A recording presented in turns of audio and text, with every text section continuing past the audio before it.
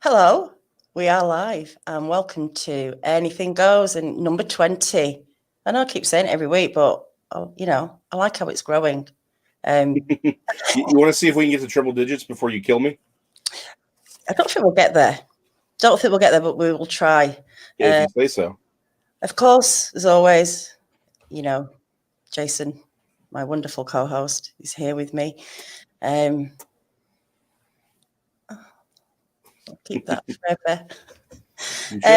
Everyone's doing all right. They're in the chat and watching on this Sunday evening. Well, it's now Monday morning for me, but I'm used to it. I'm going to be up late tonight because I'm going on Rooted Expeditions.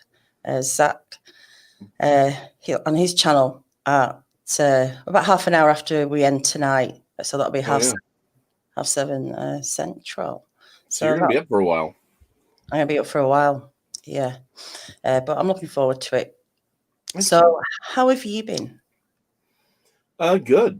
Had a bit of a sinus infection from the allergies, but other than that, I'm groovy. Is that it? Catching up on artwork. Yeah, that's about it. I've been trying to catch up on artwork and regular work and all kinds of things.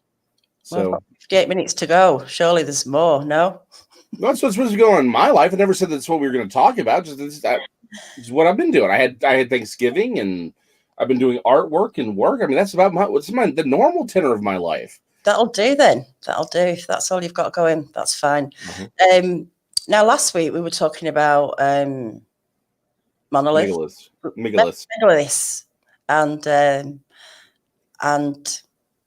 we've done a little bit of research, haven't we? And looked into stuff about ancient technology and was it there? And it was. It seems to appear that there was technology and tools out there. But you found an interesting link to a guy who moved. How long was it? He's multiple. He had concrete stones made to replicate Stonehenge, and basically he's a construction worker. That's all. He's a retired construction worker, and he figured out it's just basic principles, really, that they would have had access to. It's easy for us to forget how the advanced mathematic principles they had. But you can show some of the video. But like he uses stones to create an unbalance, and uses just minor questions of balance to move these blocks. And one of them has with that stone where he puts like just a tiny little pebble underneath the block, right? Exactly. Like he has this wooden pylon on the top, and he's able to move it. He's able to move some of these 1-ton stones by himself, 300 feet per hour. Wow. I mean, per hour, right? Yeah. I mean, that doesn't sound like a whole lot, but when you're talking about a single block stone that weighs over a ton, that one weighs over 10 tons, if I recall. But what's he doing? He's just creating an imbalance. So he's going to put that in a hole. Eventually, he's going to put this in a hole by gravity, basically. Ultimately, by doing this back and forth. I mean, I can't imagine this in a big scale. No, I mean, I don't know, but it works. He eventually. Well, that's the thing is, this is the scale. Like that stone is equivalent to what you'd find at Stonehenge. It's the same. It's an equivalent height. It's equivalent height and weight. Some of these smaller blocks, like, again, it's just him. You have to understand everything he does is just him. Now imagine having a crew of a couple dozen people doing these things. Now you're getting 20, 30, 80-ton blocks moved. And one of the things that showed earlier that I thought was really interesting is he took one of these smaller stones and he had created a sort of a series of like triangular wedges, and it's like once you get it tilted one direction, the weight, it basically allows it to fall and then achieve a state of unbalance, and then it just keeps rolling on its own. You're literally rolling a square block, and it's got the kids 100 foot away. It's like, get out the way. Yeah, it's like, look, kids. Yeah. Well, again, you know what? And I've said this for years. Stupidity is just not thinking through the consequences of your actions. But yeah, I mean, this guy, I mean, again, he has this massive block and he just has this thing arranged. And he just pushes it and it rolls down, even though it's entirely square, right? The point is, we look for exotic answers sometimes because we can't think of how they did it. The problem is we're trained to think mechanics, machines, high technology. You know what we just don't stop to think of? One dude with a hammer and a rock banging on something for the next 20 years. We don't think of that. Like a lot of these it's like, as an artist, I can assure you, I've seen people do amazing things. The thing is, we just have our level of sophistication allows us to do small things very, very well, things that they couldn't do.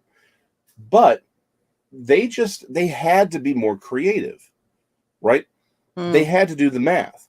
Again, they understood the math way better than I think even we do sometimes. Yeah. But when you have the math, you understand these principles, you can do these things. Now, what does that mean? So, no, aliens did not come down and help us build these things. Now, do I think there was paranormal help? Aliens or Hercules. It's a possibility. Yeah. Well, who's to say Hercules wasn't an alien? Oh. I was going for a joke, but my brain is spent, honestly, from all the... Let's leave it for now. Leftover turkey? Yeah. Paul Holland makes a good point. 1,000 years ago, stonemasons could build a cathedral with rudimentary strings, wooden angles, all about knowledge, maths, geometry, physics, and manual skills with the tools. Yeah. Now, I had a look, and that's interesting. He said 1,000 years ago, because I found a temple in India. I'm probably going to say it wrong, but it's the Hoysalwara. It's nothing That's like better that. than I'm going to do. Yeah. And that was built 900 years ago. And it's just littered with intricate carving. And yeah, I mean, just incredible. But these pillars in particular have lines around them where they've clearly been on a lathe. Well, have they clearly been on a lathe, or was it just skilled stonemasons? Again, so if you look up close at the lines, you can see that it's very similar to how wood or metal would be lathed.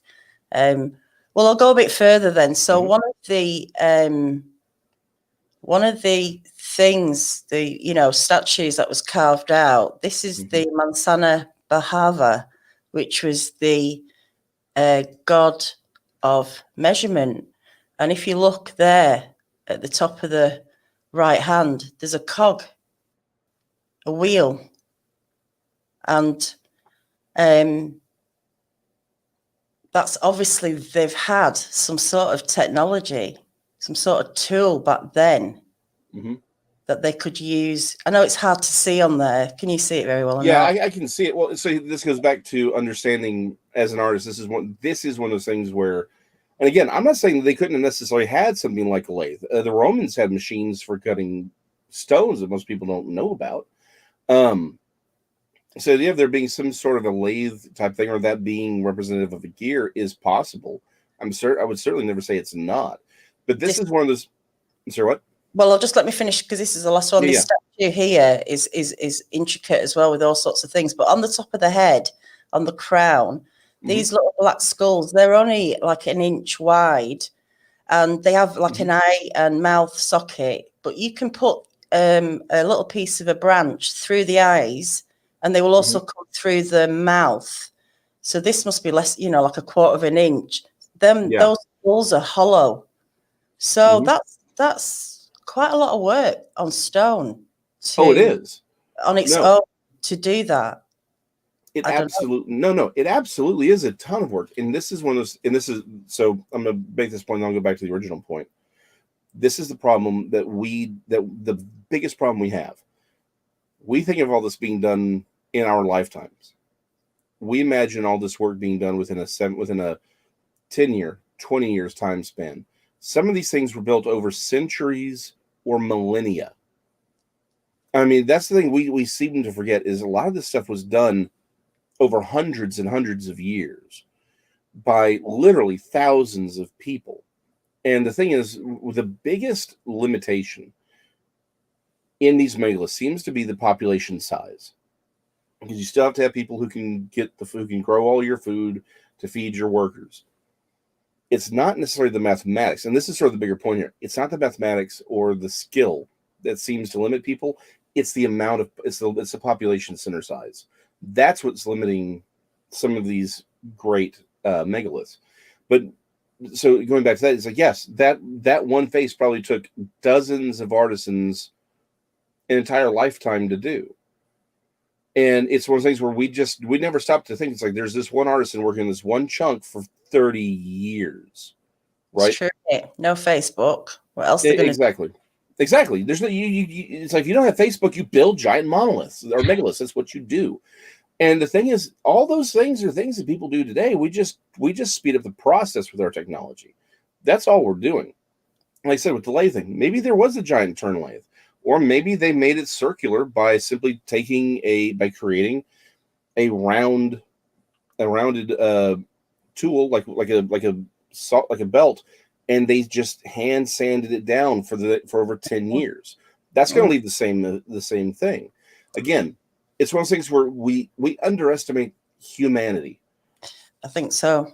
Now, going back to the gear thing again, maybe that's a gear, maybe it's not. This is one of my. There's a more detail to it. It's got something around it that they would use, that it would be connected to another. Right, gear. but if it's for measurement, then again there are tools like that all the way around.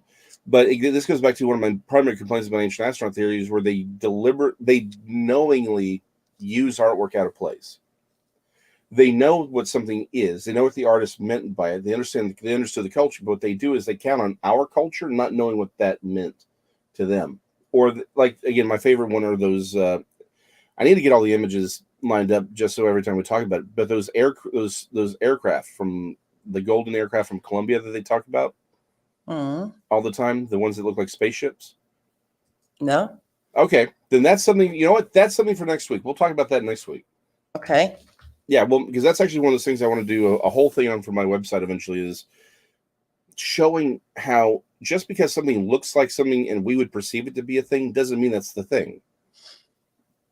Oftentimes, a lot of these like the History Channel is real bad about showing you blurry images or unfocused images of an artifact or painting, so that it obscures what's actually going on in the painting. That if you were there, you could see it, and it removes the context of it.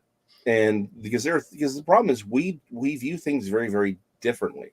Again, Genesis. We're going to talk about some things that are going to make people very uncomfortable about the book in Genesis on my channel on Thursday. The problem is we often try to run it as if it's literal, and the problem is even the authors are not treating it necessarily as literal. Truthful, yes. Are they treating it honestly? Yes. But the people reading it would have understood this was not necessarily how we would talk about history, right? We would say, well, these are all the things that happened. That's not how they're writing it. They're trying to tell you something, and that's what takes precedence. Now, does it mean there aren't things that we can't extrapolate from it? I think that there are. I think it is very honest, and in that honesty, we can get a deeper truths about what happened physically. But they're telling us something. They're personifying things. The problem is we take personifications as if they're the real thing itself. And that's not how that works. In the same way, some of this artwork are personified things like the sun and the moon. I'll bring images of all this next week. But it's personifications of the sun and the moon. The audience knew this. The artist told us what it was. It was common. It was a common theme at the time. But now they're UFOs, right?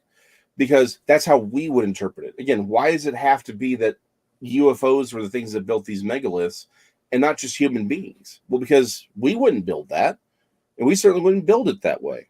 But that's our biases. That's all it is. Just a couple of good points in the chat.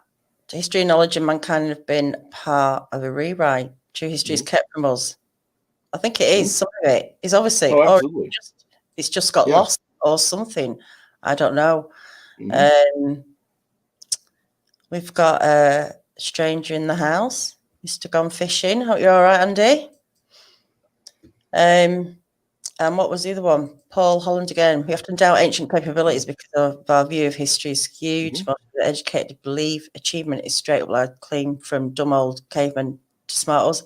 That's true. That's what I said to you the other week, Jason, isn't it? That we just have this perception of we went from beating, pulling our women by the hair with a club to now. Which was the good old days. I mean, honestly, it was here.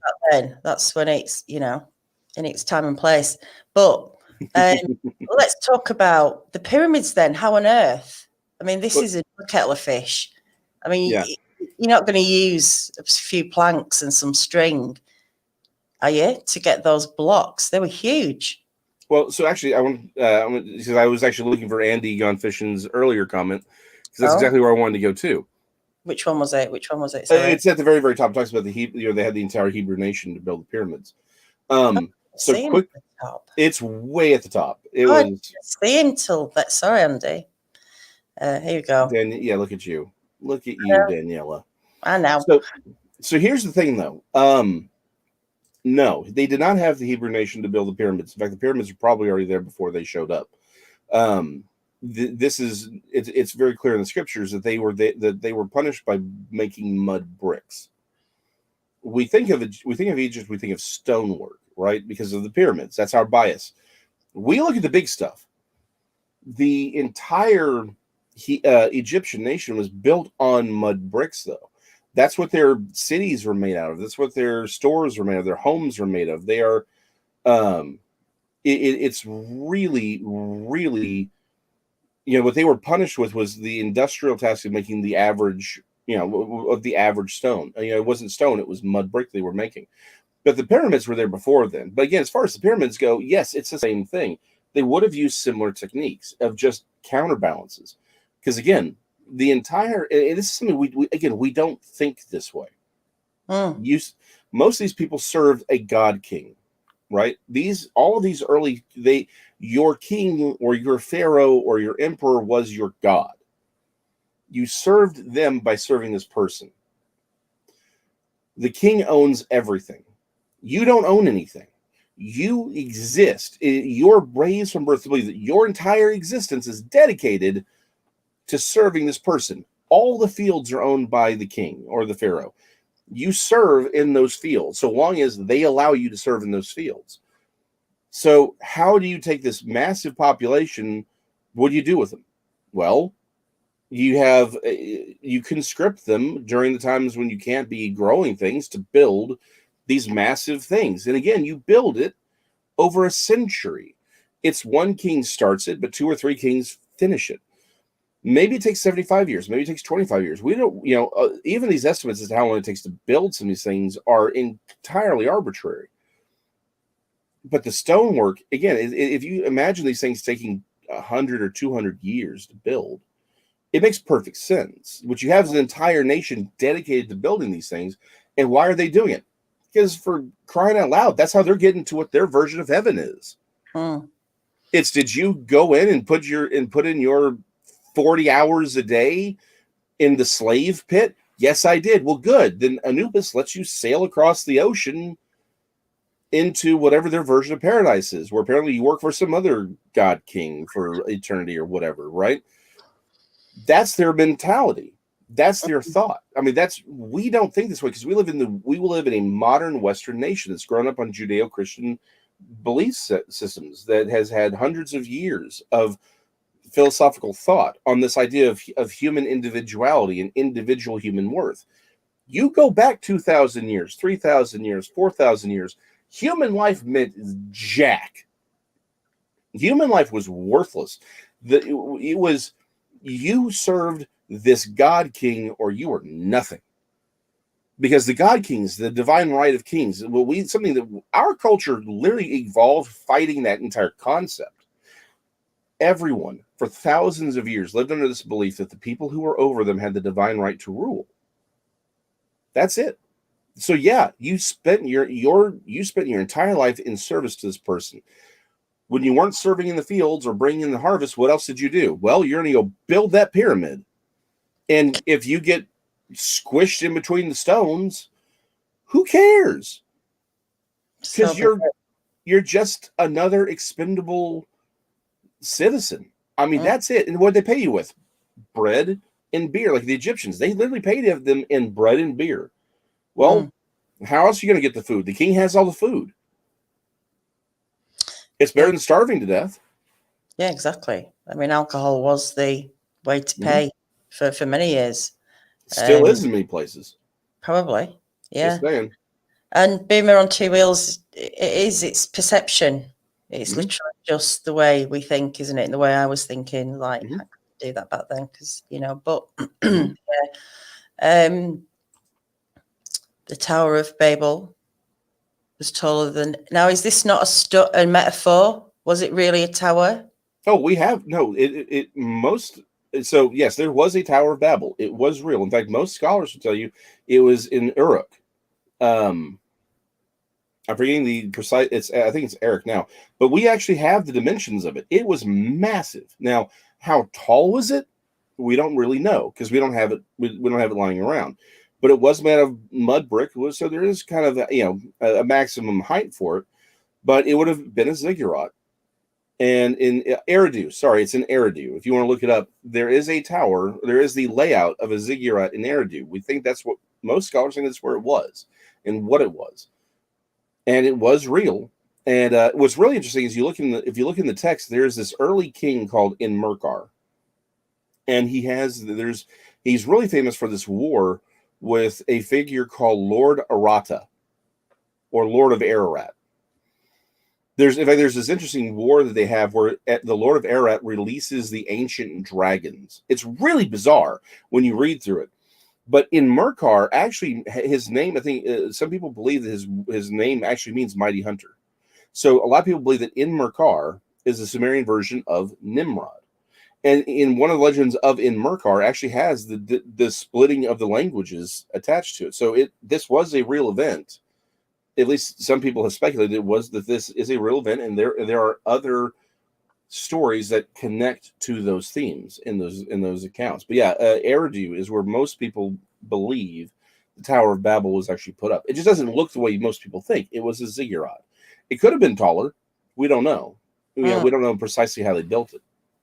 Yeah, it says here, well, it's just, Google, but said to be almost 100 meters tall. So 300 foot, that's a lot. Yeah.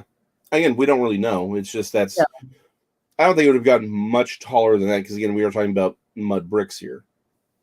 All right. So, okay. Yeah. Yeah, it's interesting, isn't it?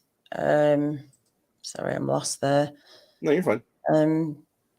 Yeah, I know. I'm lost on the screens, that's all. Yeah. You've got like 100 different tabs open, don't you? You're like, click, where am I? Yeah. But no, it just goes back to this whole, it goes back to the idea that it's our arrogance and normalcy biases, right? We assume the way it is today is the way it's always been. And so we can't imagine anyone doing anything differently from us. Well, that's the problem. We've just become used to our level of technology. Again, it's like you hand some of these kids a rotary phone and they look at you like they don't know what it is.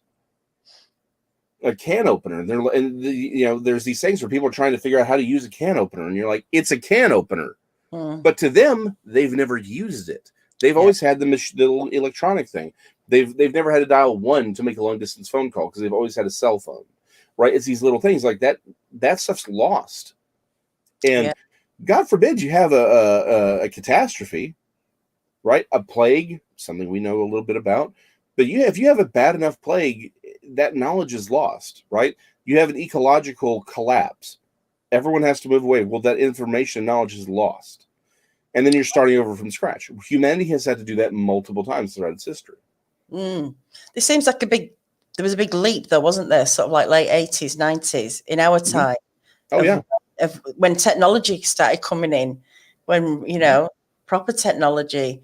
And I wonder where the time was before that, when suddenly life was a bit easier, because it seems to have been hard for a long, long time, and yet, buildings and monolith megaliths, they were all more important than people's lives, like Yeah. you said. Well, I think it's two things, right? So as far as when were the massive leaps forward in technology? And it's a megalith. Yeah. It's half midnight. It's my excuse. It's fine. It's all good. We know what you're talking about. Oh, good. But the big leap forward, I think, the problem is we've had several leaps forward, but then there's always a step back, right? There was always the collapse of the Roman Empire, or a dark or a black plague, or whatever. But the main thing, I think, really the big thing that allowed people's lives to get better, is the belief that individual lives did matter. I think that's the thing that changed, because people have pointed out George Washington had far more in common with Julius Caesar than he did with George Bush. Mm-hmm. Like if you could take Julius Caesar, drop him on the battlefield alongside George Washington, and it would take him maybe a couple days to catch up, right? Because he'd have to learn about artillery. And really, he would already understand the math. Think about it. The ballistas, he would have already understood the math. He just didn't know how far they would reach. And he would have come up with strategies within a few days. But if you were to take George Washington and bring him to George Bush's era during the Iraq War, he'd have no clue what was going on. He'd never catch up because there's too much there to process, to understand what was happening. Maybe he would catch up, but it would take way longer. He couldn't wrap his mind around the entire concept because it was so radically different from what he was used to. It's not about intelligence. It's about your paradigm, right? Your basic concepts. And there's a greater difference. Why? It goes back to what we were saying. What is the main step forward? I think the thing is technology has followed the belief and understanding of human value. In the West, the Nazis were the last. Nazis and communism were the two great oppositional forces to the belief in individual human value. Now, are we still fighting that today? Yes. I'm not going to get political, but we are still fighting that today. But as far as large, massive, entire societies dedicated to the belief that individual human lives have no value, those were the last two big opponents in the West. China still exists. There's still plenty of other places where that's the thing. But when you open up the individual's ability to pursue their own interest, to solve their own problems, and you allow them that freedom because they are because their individual lives are worthy enough to pursue it, then you have things that solve other problems because they're able to pursue that technology. And again, more is written and learned from a scientific perspective over this year. And again, we shut this year down, but we've learned more this year than was learned probably in the prior 100 years combined. Why? Because now we can, as you decentralize power, you decentralize knowledge, you decentralize progress. And so now everyone's making progress. It's not just a few on the top who are making progress. The poorest person in America today has a better standard of living than the wealthiest person did 150 years ago. Truth be told, even 100 years ago, you have a better standard of life. You have better medicine. You have far more conveniences. You travel farther than most of them. You go back 1,000 years, that's not even a contest. The Roman emperors, the Egyptian pharaohs had a lower standard of living than our poorest people do today. Why? Because individuals matter in our society. The bulk of our fights are over in the value of the individual. That's what allows this progress to go forward. Now, again, the thing is, because we have all this knowledge, we can get small things, right? We can figure out, we're sort of, in many ways, I think that we have to understand more about the universe to actually move forward. We have to understand this quantum computing to make certain things easier to break out. Because if we don't, we still build houses the way we did 2,000 years ago. How was the ziggurat Eridu built, aka the Tower of Babel? Mud, bricks, and wood. Well, how is my house built? Mud, bricks, and wood. It's more sophisticated. Yeah, it has electricity, but it's still fundamentally built the same way we were doing things 4,000 years ago, maybe 5,000. The Romans were building in stone. They were more advanced in other ways. Even they brought it to England. And we still didn't. do anything for maybe 200 years, even though we knew what the Romans were doing. Yeah. So, yeah, it changes, doesn't it? Or there's something going on somewhere with different knowledge, maybe. Yeah. Oh, it's always about knowledge. And again, we are. Now, that doesn't mean I do think that there is some sort of paranormal intervention on some of this. I think there is. I think we've been given hints along the way. I think the Nazis, they had a particular school of thought that helped them. I think they got paranormal help as well. I think that's definitely a key to this, but I don't think it's necessarily aliens coming down being like, here's a self-sealing stem bolt. That's a Star Trek joke for everyone who's getting. Here's a bunch of self-sealing stem bolts. Give us some of your children, and we'll take off. I don't think that's what's happening, but there is clearly paranormal help happening. I mean, again, like what? Sorry. Oh, well, the guy who created JPL, whose name just escapes me. It's Jack something. Someone will tell us. But anyway, the guy who helps create the Jet Propulsion Laboratory, he was communicating with the prior to World War II, von Braun, the guy who eventually would, the Nazi guy who created the Nazi scientist who created the V2 rocket, who would eventually be brought over here to help us with our space program. Anyway, the guy who created I think it's Jack something, but anyway, he creates the JPL laboratory. He's into rocketry, he's into fuels, all of it, right? Well, great. So then what's he doing conjuring Satan in his bedroom when he's a kid? All right. He actively talked about this, about how he did it. So did von Braun, by the way. Von Braun also discussed this. They communicated about that. Parsons, that's his name. Jack Parsons, that's his name. Later on, Jack Parsons is chided in a letter from Aleister Crowley for performing the ritual of Babylon with, and it's the guy who creates Scientology, Elrond Hubbard. Sorry, I have to remember his name. I was like, wait, Lord of the Rings, Elrond Hubbard. That's it. But he performs. He's chastised by Aleister freaking Crowley for performing the ritual of Babylon with Jack Parsons and Elrond Hubbard, right? And failing. Now he said, "You don't know what you're about to do here when you do this." So here's my question: why do we have the founder of the JPL laboratory and the guy who creates an ancient astronaut religion? That's what Scientology is. It's an ancient astronaut theory religion. What are they doing? What are they doing conjuring Satan and doing the workings of Babylon? That doesn't make any sense at all. No. Unless what they're telling us is not what they actually believed. Right? Elrond Hubbard flat out said very publicly, he said, you want to make money? Create a religion. So don't get me wrong. I don't think Elrond Hubbard had any real intentions behind any of that. I think he just created a lot of money. Yeah, he just wanted to make money.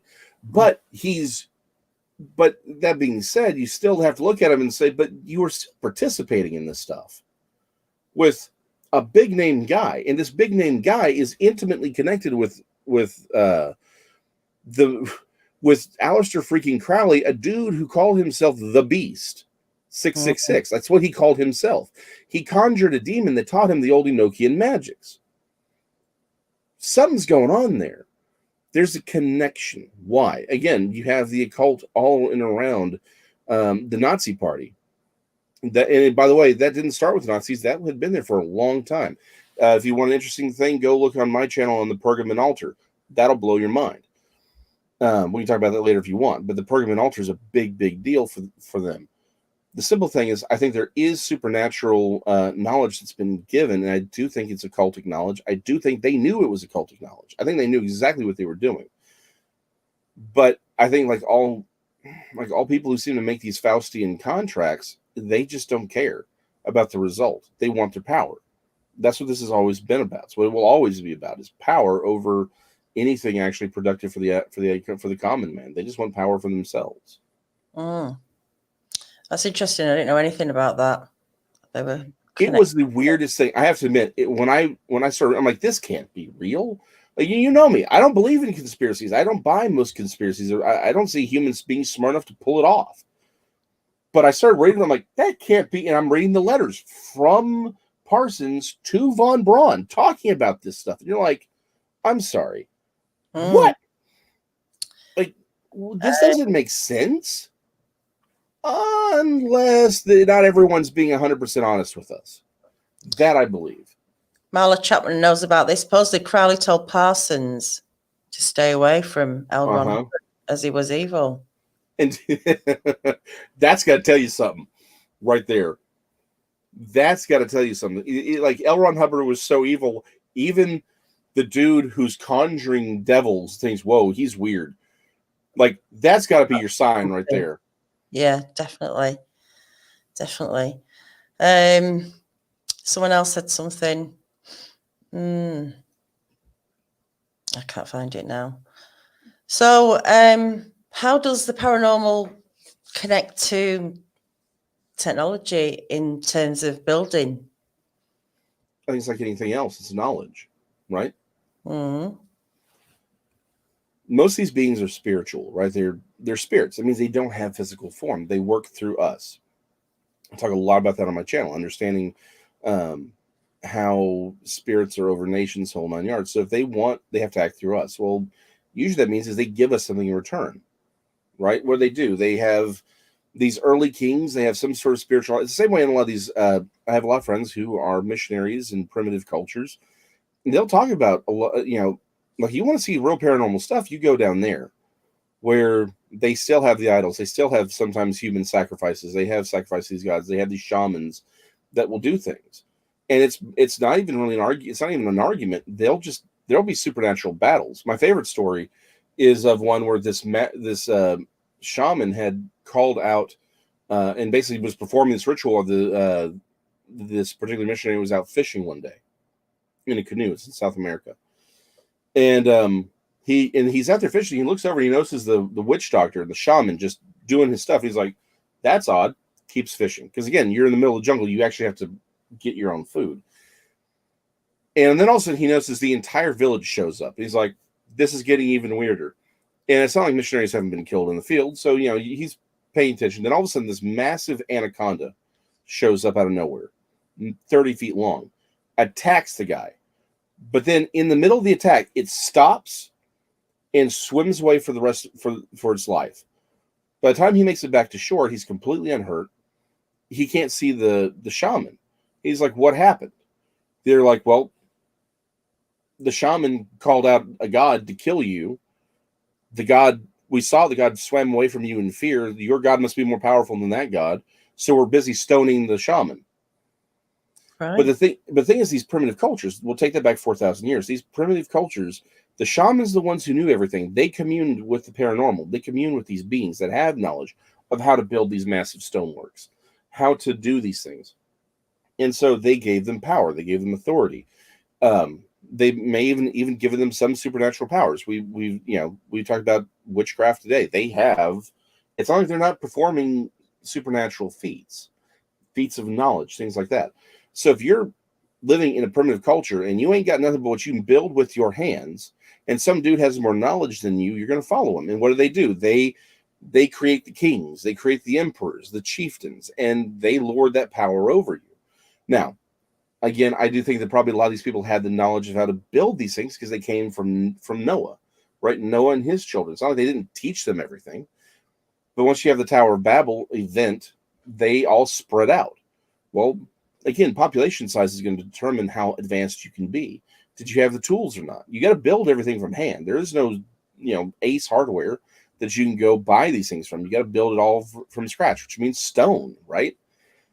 So it's the population size that was limiting to these megaliths, but the people who ran it, those are the people who were in touch with the gods. Those are the people who were in touch with these paranormal entities that feed off of us in some way or another, through our traumas, through our fears.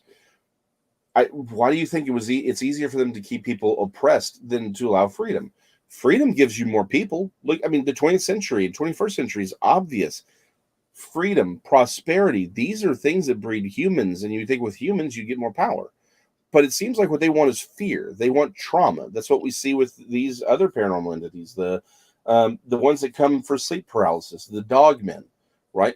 It seems like fear and trauma is what people, is what these entities feed off of primarily. Well, what's the easiest way to have fear and trauma?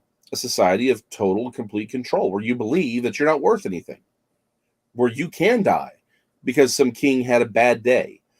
And if you don't serve this king as perfectly as you should, as he seems to think you should, he's just going to have you executed.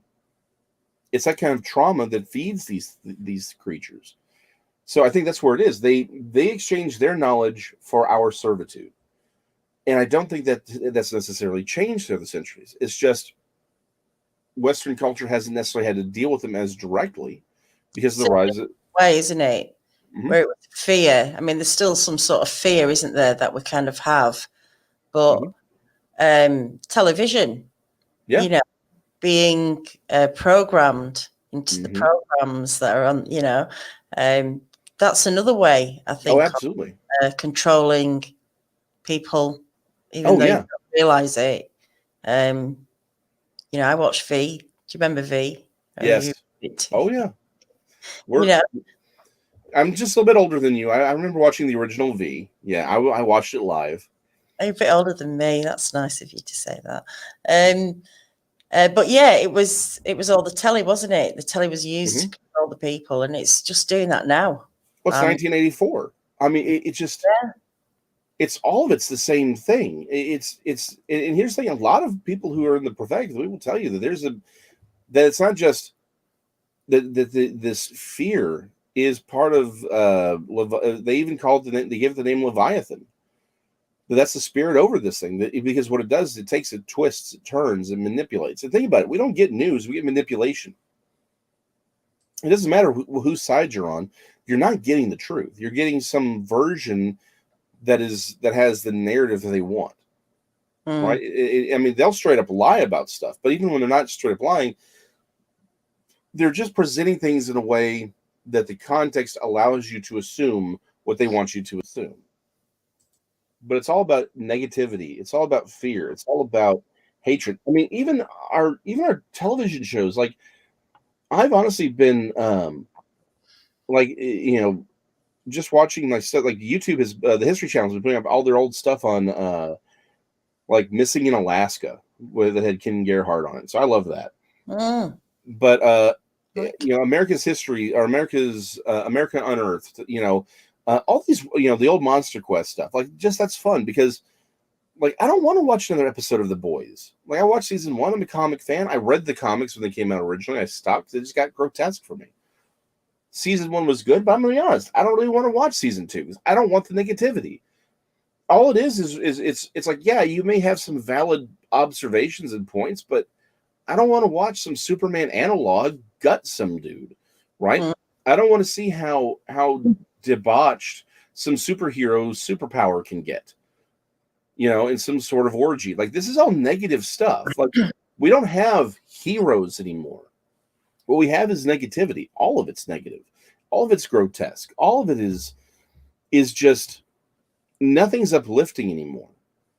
And I don't think that's an accident. I don't think that it's a. I don't think that this is an accident. I don't think that it's just some weird coincidence that all this stuff's happening at the same time. I think this is the spirit of fear. Well, what's interesting is that, entertainment was entertainment at one point, and celebrities were celebrities. They were in a different place to where we were when we were younger. You looked at celebrity and they were untouchable. You never thought you would meet anybody. Then the reality kind of TV came, internet, and suddenly we realised we're actually all the same. There's no kind of, apart from money and what screen you're on, in terms of people, who we are just the same. In reality, the reality is that life is pretty bad, negative, and it is, on a general, not all the time, but that's the reality, is that it's not all roses and films, like you see it, happy endings and that. And maybe that's part of that, is that now we focus more on you know, what life's really like. I mean, there are positive things. I'm not trying to say life is negative, but it's more realistic that there's more negativity. Well, I think the problem is we, as a culture, the lie that we've adopted is that your self-worth comes in victimization. Because you're right, not everything is roses, but we live in the most privileged culture that has ever existed in the planet. Human history. I don't care what color you are, what religion you are.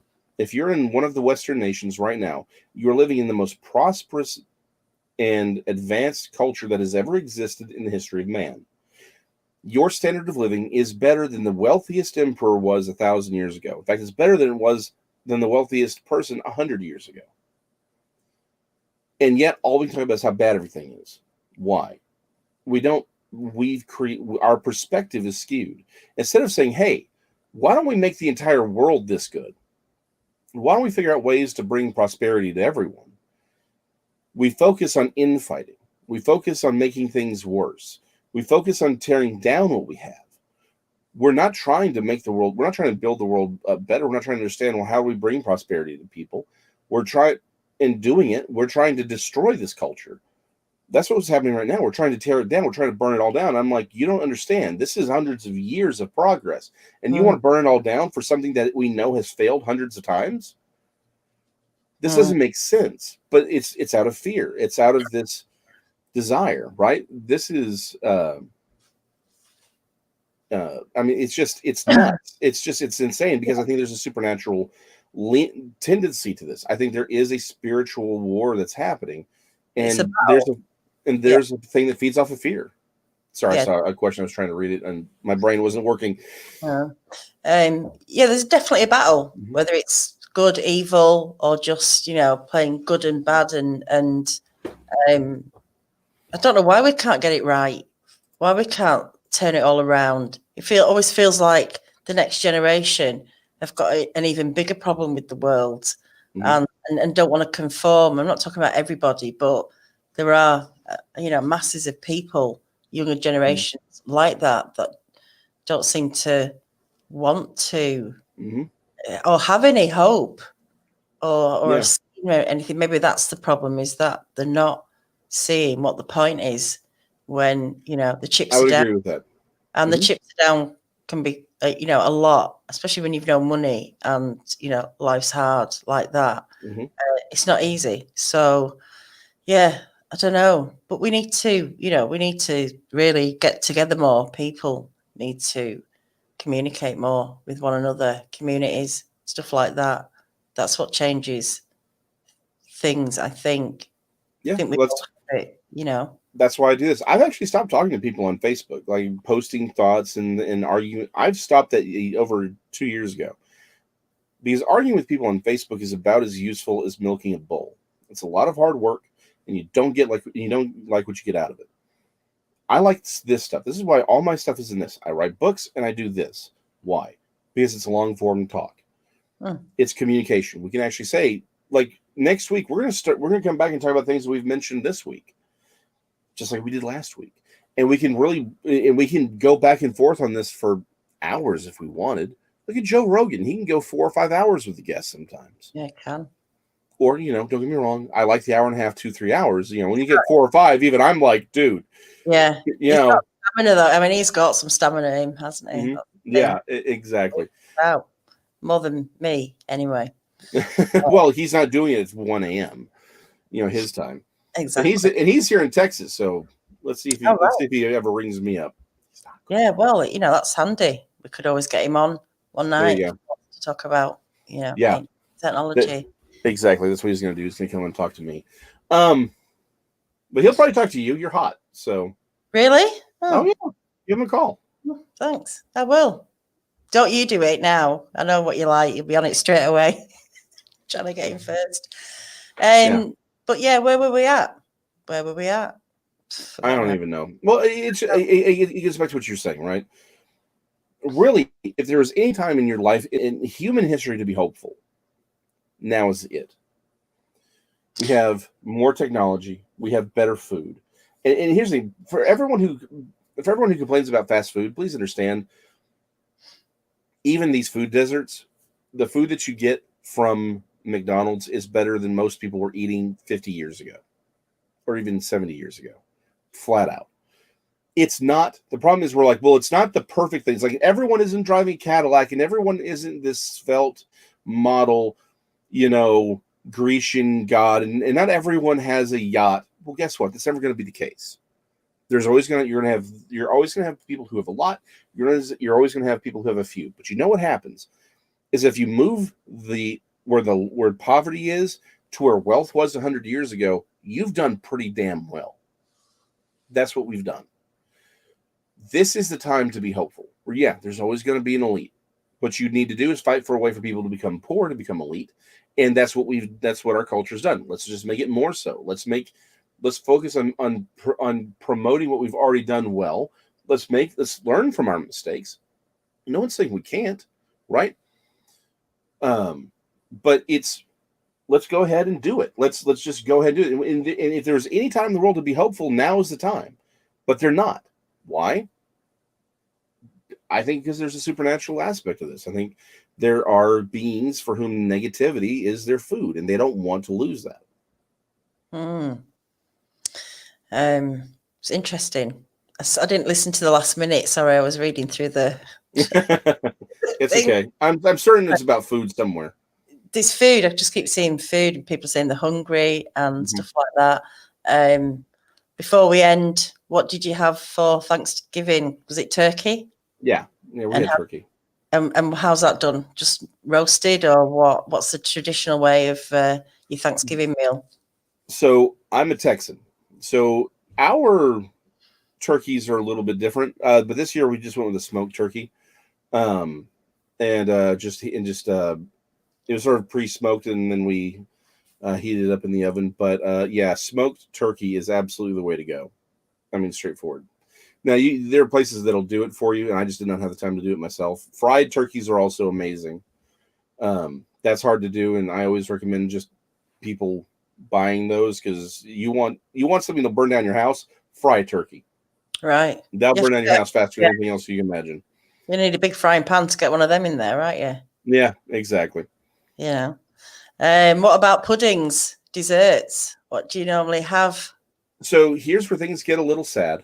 My family is almost entirely, they all have celiac on my wife's side. It was just us this year. So everything was gluten-free. So, and again, we had these, I guess you'd call them biscuits. They were like that I could eat. I'm going low sugar, low carb, so I wasn't even really participating in a lot of that. I've lost 30 pounds. I was going for more, but next year going for the full 100. Yeah. I'd shot it for 100 earlier, and I got off track this year, so I'm just going to do it next year. But 100 from where I am now. That being said, a lot of it was like more like, I'm trying to think about how to describe them. It's more like, it's not even really a pie, more like brownies.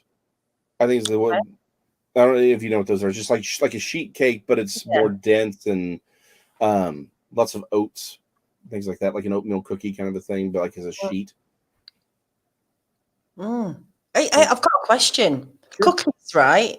Should they be soft or should they be crunchy? Ooh. Okay. I don't like the soft ones. Okay, it depends on the kind. Okay, so this is some cookies need to be absolutely crunchy, right? Like Oreos and like those, the crisp, they're crisper. That's those need to be hard. But like a chocolate chip cookie, that needs to be soft, where they're like little mounds of dough that have cooked on a sheet. Those need to be soft. What? Because that's how God intended them to be. No, clearly, no. You British heathen. He's got it wrong. I'm sorry. But no, I don't like. It feels like it's going off. I feel like it's a couple of days old when they're soft. I like to feel that freshness in them, and when they're soft. When they're soft, it's when you know they're fresh. When they're hard, that's when you know they're stale. They're old. But they could be crispy. They could be done in the oven like that. Well, hold on. The crispy cookies, are crispy, right? Like again, like the Oreos and your thin wafer cookies, those should be hard, right? Like graham crackers, those need to be hard. But the cookies that the one that you put them in, no, those need to be soft. Mm-hmm. Yeah. Not going to agree on this one. Now, I'm okay with there being like a little bit of some firmness. Obviously, I don't want them falling apart. They need to be firm, but they should still be soft. Yeah, firm, definitely. Strangeland had cheese crackers and Doritos. That's all right, but what dip? That's the important one. See, that's where I'm at right. Yeah, that's the dip that makes that. You gotta have a dip with that. Otherwise, there's no point in even having that at all. So, anybody have gumbo? Gumbo is like a stew, isn't it? Yeah, close enough, but with a lot more rice. All right, okay. I'm just seeing what else anyone else had. I've lost that now. Breakfast foods for dinner? Yes, breakfast food is any type of food. But conversely, dinner food can also be breakfast. I don't believe in these qualifiers. In fact, I'm not a big fan of most breakfast foods. They're too greasy. I had breakfast for lunch today. Eggs, bacon, sausage, toast. I love a good omelet. Yeah, I like a good omelette as well. I've been eating a lot of chili as well recently, even in the morning, just chopping chili to my omelettes and everything. And, you know, kind of, banana cream pie. Yeah, those are good. But between banana cream or key lime, I'm a key lime fan. This is what you need to do. You take them out for a few minutes before they are done, let sit, and it will be hard, then softer towards the middle. Now, that's the kind of cookie. I'm okay with that. I don't want it all soft. Just can't help it. Moist. That's what I'm looking for. Yeah. People hate that word, which is why I love saying moist. Moist. Yeah. Moist. Otherwise, lots of choking, stuff like that. But yeah, Scottish breakfast with the black pudding and soda bread or haggis. Not really tried haggis. Not really sure I want to. That is on a real haggis is on my bucket list. A real haggis as opposed to a fake haggis. Yeah, well, I mean, let's face it. There's the real authentic food that's made by human being, and there's the stuff you buy at a whatever. I know there's such a thing as canned haggis. I ain't doing that. Ugh. No, that sounds bad. That's what I'm saying. I'm not a fan of darts. I don't really follow sports at all, and particularly football. I do not like football. I like winter sports. I like watching winter sports like Olympics, stuff like that. But I can't do. I mean, I don't know what it is, but it's boring. By the way, Boomer on two wheels. This is why I'm now low carb in sugars, because I've eaten all the pies. Oh. Where's it at? Yeah. I'm well acquainted with cookies and pies, as you can tell. That's why I'm low carb now. You're doing well. You're doing well on your are you still in league with Tex? You still on the bet? We are. We haven't done it in a while. Like I said, I'm only down like 30 pounds. So I think we're gonna pick it back up. And since he had to shave his beard anyway, because of his health issues a while, like the joy has gone out of it. So I want to give it another year so it can build back up, so there's some real deficit loss. Like now it's just, there's no victory there. It's like it's already been maligned. Now I want that real regal beard of his to, it needs to happen. So I think we'll redo it. Yeah. If you don't eat your meat, you can't have any pudding. You know that? Of course. That's all right. I'm just checking. All right. I'm offended that you didn't think I would know the lyrics to Brick in the Wall. I did. Yeah, I wasn't sure. I thought you was into your comics more and, kind of that kind of stuff. I don't know. Sorry. That hurts. I'm sorry. I'm going to cry now. Oh, what is smoking darts? Exactly. I'm trying to... Throwing darts or smoking darts. I don't know that I get that one. No. I think we need to maybe move on from that one. But it's been fascinating. And we should do this again next Sunday. Next Sunday? Say about 6 o'clock? Yeah. Central Standard? Okay. Definitely Central. Yeah. Yeah. Should we do that then? Absolutely, we should. Yeah. Okay. Well, thank you. It's been interesting, of course. Thanks, everyone. I'll be popping over to Zach's channel, Rooted Expedition, in about half an hour's 25 minutes time. In the meantime, don't forget to check out Jason's book. I think the link's in the description. If not, just go onto Amazon, Metroplex Monsters, and you will find his book there. And go and check him out on his other channel of Not Another Bible Study. I was there today very briefly just to say howdy because, you know, I had to do stuff. But yeah, we're starting. Now's a great time to hop in. We're starting on Genesis. That's where all the fun is. Right. Well, if you like fun, there you go. Head over to Jason's channel. Darts, Sigs, Butts. What about Butts? Rigger Ridge. Oh, he means. I saw the comment earlier. He means blunts, reefer, marijuana. Right. Yeah. Apparently, darts is a Canadian version for blunt. Oh, I see. If you said blunt, I would have gotten that. I would have gotten that then, but yeah, you know, it's just so continental, isn't it? And universal. The different places where people are coming from and their lingo. But hopefully it'll all be, you know, we'll all know what people are talking about soon. Maybe sometimes best that we don't know what everyone's talking about. And it's not another Bible study. I think we have in the description, right? Someone asked that. It's not in the description. Oh, it's not? Oh, really? I'm going to have a look now. But it's not another Bible study on YouTube. It's under the Shudder. There's Bigfoot Odyssey, Show Me Bigfoot, the Shudder, Not Another Bible Study, and then Jay, Bigfoot Barbecue. So I can see it. So whoever said that is just not looking properly. Look with your eyes, please, because it is there. Thank you, everyone. I'll see you midweek. I'll see you later if you'll hop over onto Zach's channel, Rooted Expeditions. If not, I'll see you in the week. Bye, everyone. Y'all be good.